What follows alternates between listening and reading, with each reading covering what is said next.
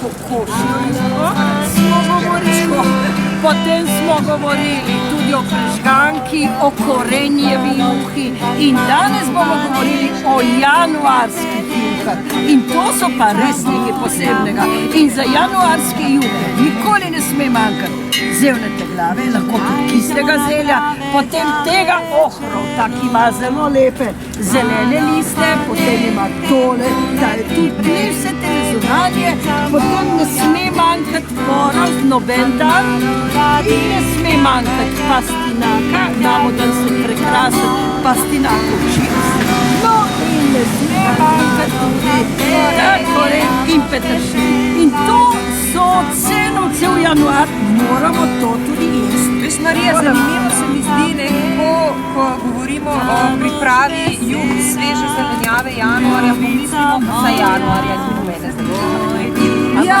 Kot lahko vidimo, je še vedno dovolj zelenjave, da pripravimo različne vrste juh. Narava je pravična. Točno to, kar je ostalo od prej, smo pač pobrali, to je tisto zdaj, kar moramo jesti. Ampak juh pa imamo tukaj, mislim, da je enih 20 specialnih. Ti veš, kaj je smokavc slučajno? Smokavc.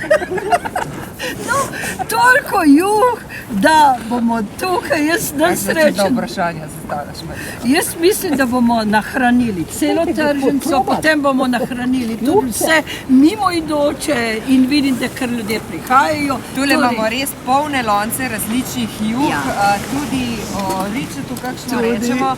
Če ste kje v bližini, potem pridite na ljubljansko tržnico, se boste pogreli.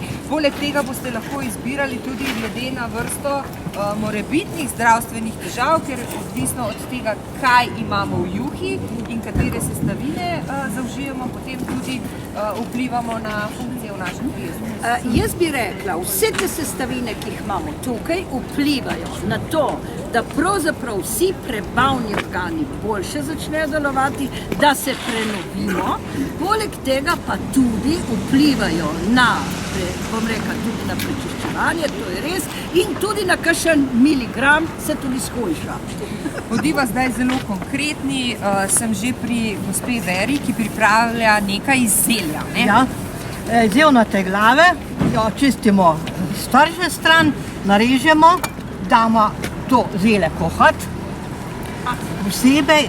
A smem sam to praviti? Smukavci zato, ker se posmuka. Ja, samo rečemo tukaj, kar je tukaj bolj tenki, ga lahko daš štešanje. Posebej damo pol kuhati krompir. No, ko šlo. Solimo. In kaj je kuhano, vsako posebej. Krompir zmačkamo. Damo k zelu, ka zelja tukaj odsadimo, ki bi voda, ne. Ta voda pa ostane. Pol pa zapilimo še iz domačne svetki. Pa še malo to kuho. Marija bo pri omembi od cirkov navdušena, pripričana sem. Lahko za cirko sem stavljala, to je sploh navadi. Rada povedala, da v tem mestu karkoli imamo, torej ali je to zelje, takšne zelje, ali vzemimo zunanje liste. Vedno. Ker to ima resno veliki vpliv na naš želodec, seveda tudi lahko to surovo jemo. In pa še enkrat sem rekla, da takega zelja absolutno bakterije v želodcu ne prenašajo. Marija, o zelju sva veliko že povedali v enem od prejšnjih vklopov. Zelje ima zelo veliko mineralov, vitaminov in je res odlično živilo. Tule smo pa že pri korenčkovi juhi, a ne gospa Marjetka, kaj so pa sestavine poleg korenja v vaši juhi? Poleg korenčka, ki je v takem obdobju zelo pomembno, polno vitamini in minerali, je seveda noter tudi zelena, ki je kraljica teh zelenih, takole damo pomol, narežemo skupaj s korenčkom in seveda tudi liste, ki jih potem malo kasneje damo. Kako se kuha? Kuha se tako, da jo probamo, ni časovno omejeno, kajti korenčki so zelo različni. Če so domači, so zelo kompaktni, rabijo malo več kuhanja, medtem ko so tudi zeleni, pa malo manj.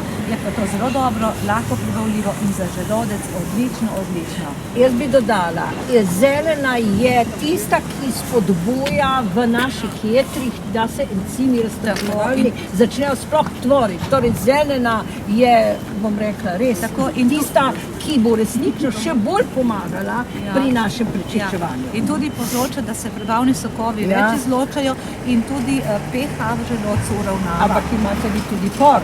Hitro. Tudi por, seveda por, ki izhaja že iz davnih rimljanskih časov, pa stare Grčije in pravi, da pred porom moramo klobuk dol dati, da se preklonimo pred njim, kajti to je odlična zelenjava, koristna, polno mineralov, sluzi, kar povzroča, da prebavni sokovi še bolj delujejo in premešajo naše hrane. Odlično, zdaj smo pa tudi pri ričetu. Mojca, sestavine dobrega ričeta so? Sestavine so pač ješprenj, korenček, krompir in pa fižol. In pa ne sme manjkati dobro suho meso domače, kakšna klobasa, tako da to te zelo okrepi. Ja. In jaz mislim, da tako diši, a ne? Ja, da bo tudi za kakšnega, da bo tudi Katja probala, pa da bo kar še kilogramček. Neznansko se veselim, da poskusim ričet, to je hrana, ki je meni zelo všeč. Danes bomo poskrbeli, da ne bo noben lačen v Ljubljani. Glejte, lahko dodamo, poglejte, je noter ječmen, oziroma ješpren, bo prečisle, je korenje, je zelena, je peteršilj, je česen, torej vse tisto, kar mi danes res potrebujemo in ričet je pa, včasih se pesem stavil v lekarno. Drage dame, Marija, bodi dovolj za uvod. Kmalu se oglasimo ponovno, tudi z možnostjo, da nas kaj pokličete in povprašate. Predvsem pa ta hip velja vabilo, če ste v bližini, pridite na odlične juhe, poveste, kaj vam je, ali pa pogledate, kaj vam je najljubše in dobite svojo porcijo. Pa nasvidenje za jih.